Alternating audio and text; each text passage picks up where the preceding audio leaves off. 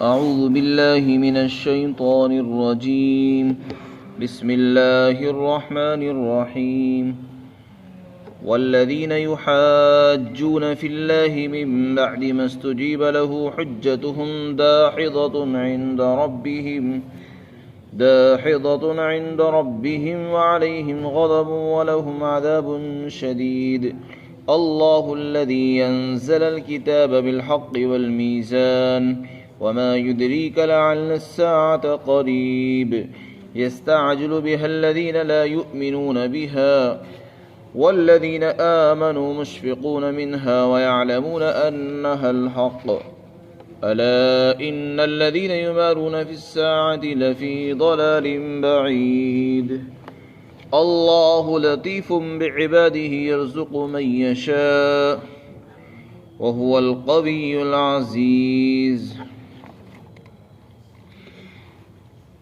اور جو لوگ اللہ کے بارے میں جھگڑتے ہیں مسلمانوں سے اس کے بعد کہ ان کی دلیلیں اور ان کی حجتیں تسلیم کی جا چکی ہے، تو ان کی یہ بحثیں ان کے پروردگار کے نزدیک باطل ہیں اور ان پر اللہ کا غضب نازل ہوگا اور ان کے لیے سخت ترین عذاب ہے. اور اللہ وہ ہے جس نے حق کے ساتھ کتاب اتاری ہے اور ترازو بھی اتاری ہے. اور آپ کو کیا پتہ ہے، ہو سکتا ہے قیامت کی گھڑی قریب ہو، اور اس قیامت کے اوپر جو لوگ ایمان نہیں رکھتے وہ لوگ اس کی جلدی مچاتے ہیں، اور جو لوگ ایمان والے ہیں اور قیامت پر ایمان بھی رکھتے ہیں تو وہ قیامت کے واقع ہونے سے ڈرتے ہیں، اور وہ یہ جانتے ہیں کہ یہ قیامت ایک حقیقت ہے، برحق ہے. خبردار، یہ بات غور سے سن لو، جو لوگ قیامت کے بارے میں شک کر رہے ہیں وہ بہت دور کی گمراہی میں جا پڑے ہیں. اور اللہ اپنے بندوں پر بے حد مہربان ہے، وہ جس کو چاہتا ہے رزق عطا فرماتا ہے، اور وہ طاقتور ہے اور اقتدار کا مالک ہے. اس سے پہلی آیات میں اللہ تعالیٰ نے اس دین کا بیان فرمایا جس پر تمام ملتیں اور تمام انبیاء، تمام آسمانی کتابیں متفق رہی ہیں. اس کو دین اسلام کہتے ہیں. اسی دین کی اللہ تعالیٰ نے حضرت نوح علیہ السلام کو وصیت فرمائی، اور اسی دین کا اللہ نے حضرت موسیٰ اور عیسیٰ اور حضرت ابراہیم کو حکم دیا، اور وہی دین اللہ تعالیٰ نے وحی کے ذریعے سے اپنے محبوب پیغمبر کے پاس بھیجا. وہ دین مشترک ہے تمام نبیوں کے درمیان. اس کے بعد فرماتے ہیں جب یہ دین نازل ہوا، جب یہ آیت کریمہ نازل ہوئی، تو ہونا تو یہ چاہیے کہ جو لوگ دین اسلام کو نہیں مانتے انہیں یہ بات تسلیم کر لینی چاہیے کہ دین ہمیشہ سے ایک ہی رہا ہے، سب نبیوں کا دین ایک ہے. جب دین ایک ہے تو پھر اختلاف کس بات کا؟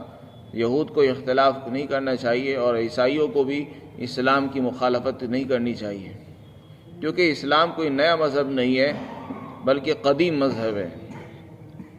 لیکن اس کے باوجود بھی بہت سے لوگ اللہ تعالیٰ کے سلسلے میں بحثیں کرتے تھے، جھگڑتے تھے مسلمانوں سے. چنانچہ بعض روایت میں ہے کہ کچھ یہود اور اہل کتاب اور نصارہ نے کہا کہ ہماری کتاب تمہاری کتاب سے پہلے آئی ہے، اور ہمارے نبی تمہارے نبی سے بھی پہلے ہیں، لہذا ہماری کتاب اور ہمارے نبی وہ صحیح ہیں. تمہاری کتاب بعد میں آئی ہے، ہماری کتاب پہلے آئی ہے، لہذا ہم لوگ مقدم ہیں اور ہماری کتاب درست بھی ہے، اس پر ایمان لانا چاہیے. انہوں نے اس طرح کی بات کی. یہاں اللہ تعالیٰ نے اس آیت کریمہ کو نازل فرما کر ایک تو ان کے اس بحثوں اور جھگڑوں کا بیان فرمایا، دوسری یہ بات اشارہ فرما دیا کہ تمہارے اب جھگڑا کرنے سے کچھ ہونے والا نہیں ہے، کیونکہ اللہ تعالیٰ نے جو قرآن اتارا ہے، اللہ کا کلام اور اسلام کی حجت ان لوگوں پر تام ہو چکی ہے. جب اسلام نے واضح فرما دیا کہ یہ نیا دین نہیں ہے، پرانے ہی انبیاء کا دین ہے، تو اسے ان لوگوں کو تسلیم کرنا چاہیے اور ماننا چاہیے تھا. اور اگر یہ لوگ نہیں مانتے ہیں اور بحثوں میں پڑے ہوئے ہیں تو ان کی حجتیں، ان کی بحثیں ان کے پروردگار کے نزدیک باطل قرار دی جائیں گی اور رد کر دی جائیں گی. لہذا اس دنیا میں مسلمانوں سے بحث کرنے سے کوئی فائدہ ہونے والا نہیں ہے، کیونکہ یہ بات ثابت ہو چکی ہے کہ مسلمانوں کو جو دین ملا ہے وہ نیا دین نہیں ہے، وہ وہی دین ہے جو اللہ نے حضرت نوح علیہ السلام کو دیا، وہ وہی دین ہے جو اللہ نے حضرت موسیٰ اور عیسیٰ اور ابراہیم علیہ السلام کو دیا ہے۔ شریعتیں اور طریقے بدلتے رہے، جزوی اختلاف ہوتا رہا ہے، فروعی اختلافات ہوتے رہے، لیکن اصول کبھی تبدیل نہیں ہوئے، اصول ہمیشہ سے ایک ہی رہے۔ لہذا اگر تم اختلاف کر رہے ہو، بحثیں کر رہے ہو، آج تمہیں اس کی حقیقت معلوم نہیں ہو رہی ہے اور تم مسلمانوں کو اپنا دشمن سمجھتے ہو، جب آنکھ بند ہوگی اللہ کے سامنے حاضر ہوگے تو اس دن تمہارے ان جھگڑوں کی اور تمہاری ان اختلافات کی حقیقت تمہارے سامنے آئے گی اور تمہارے ان بحثوں کو رد کر دیا جائے گا، اور بلکہ تم پر خدا کا غضب نازل ہوگا۔ اس وقت اللہ تم سے بہت ناراض ہوگا کہ تم یہ کیا کر کے آئے ہو، میں نے دنیا میں تم کو اس لیے بھیجا تھا کہ تم اہل حق کے ساتھ لڑو اور اہل حق کا مقابلہ کرنے کے لیے بھیجا تھا۔ کل قیامت کے دن جتنے بھی غیر مسلمین ہیں ان سب سے سوال ہوگا، اور پھر اللہ کا غضب ان پر نازل ہوگا، اللہ کا غصہ ہوگا اور سخت ترین عذاب میں ان کو ڈال دیا جائے گا۔ آج ہر آدمی مسلمان کو اور اسلام کو اپنا دشمن سمجھ رہا ہے اور اسلام کو اپنے لیے خطرہ تصور کر رہا ہے۔ حقیقت یہ ہے کہ اسلام میں عافیت ہے، ساری انسانیت کے لیے نجات اسلام کے اندر ہے اور وہی مذہب بھی ہے، اور جو لوگ اس کو اپنے لیے خطرہ محسوس کر رہے ہیں یہ ان کی بیوقوفی، حماقت ہے۔ کل قیامت کے دن انہیں معلوم ہو جائے گا کہ ہم نے بہت بڑی غلطی کی ہے، لیکن اس وقت پھر افسوس کرنے سے کوئی فائدہ نہیں ہوگا۔ اس کے بعد اللہ تعالیٰ نے اس قرآن کے متعلق فرمایا کہ دیکھو یہ جو قرآن ہم نے اتارا ہے یہ حقوق العباد اور حقوق اللہ کے متعلق ایک جامع قانون ہے۔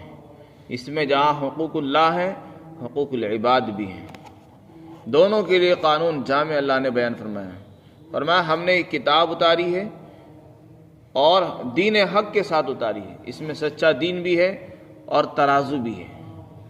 ہم نے کتاب کو جو اتارا ہے بالحق والمیزان، ترازو کے ساتھ اتارا ہے۔ حق سے مراد تو دین حق ہے جس کا ذکر پہلے آ چکا ہے۔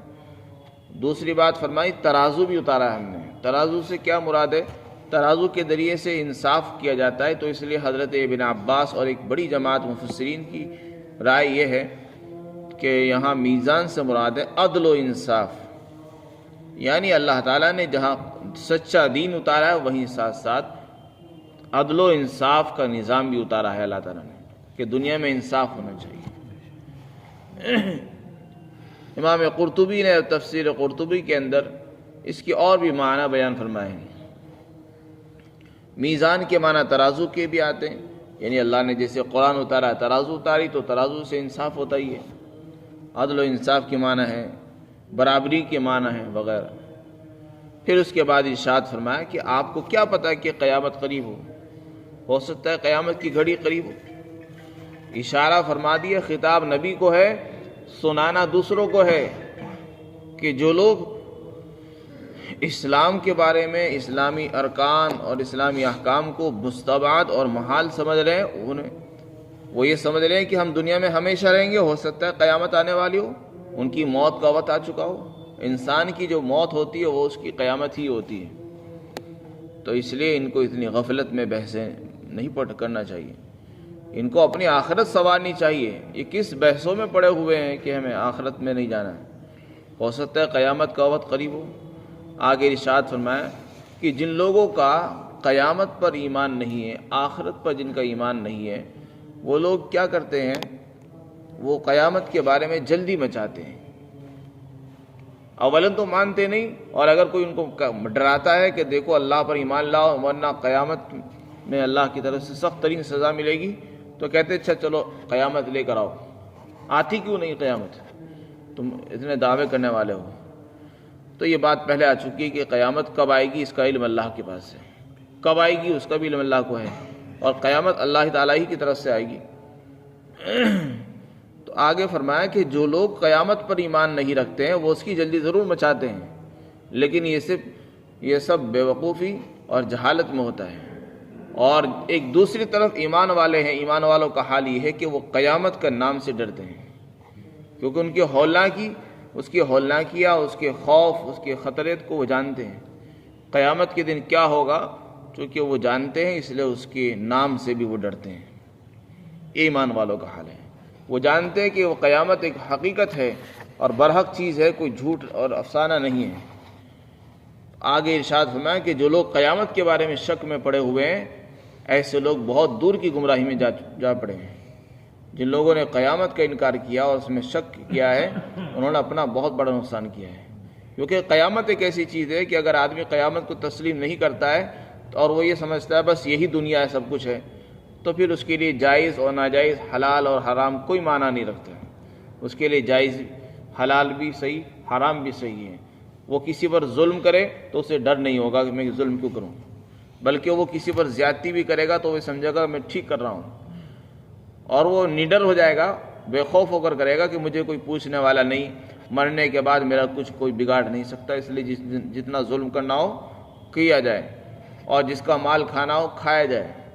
ظلم زیادتی کرے گا، کسی مال چھینے گا وغیرہ۔